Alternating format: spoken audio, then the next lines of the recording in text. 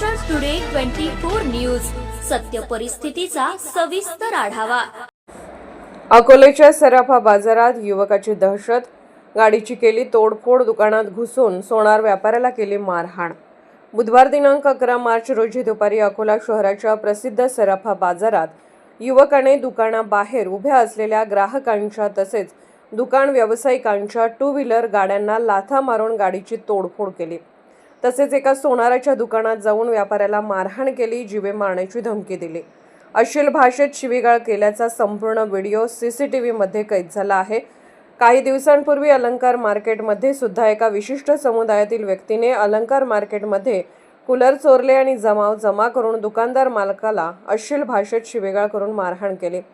अशा गंभीर घटना शहरात घडून आल्या। गुन्हेगारी प्रवृत्तीच्या लोकांवर पोलिसांचा धाक राहिलेला नाही आहे। हे गुन्हेगारी प्रवृत्तीचे लोक शहराची शांतता आणि सुव्यवस्था भंग करत आहेत। पोलीस प्रशासनाला आणि कायद्याला आव्हान देत आहेत। पुढे या घटनेवर पोलीस प्रशासन काय दखल घेते याकडे शहरातील नागरिकांचे लक्ष लागले आहे।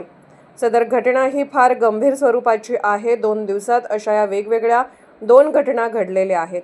या घटनेमुळे सोनार दुकानात जे ग्रामीण भागातून नागरिक येतात त्यांच्यात दहशत निर्माण झाली आहे। पुढे पाहायचं आहे की यांच्यावर पोलीस प्रशासन या दहशत माजवणाऱ्या गुंडांवर काय कारवाई करते। अशा गावगुंडांची रोड परेड करणे अत्यंत आवश्यक आहे असे शहरातील जनतेचे म्हणणे आहे। महाराष्ट्र टुडे मराठीसाठी ब्युरो रिपोर्ट संजय दास, अकोला।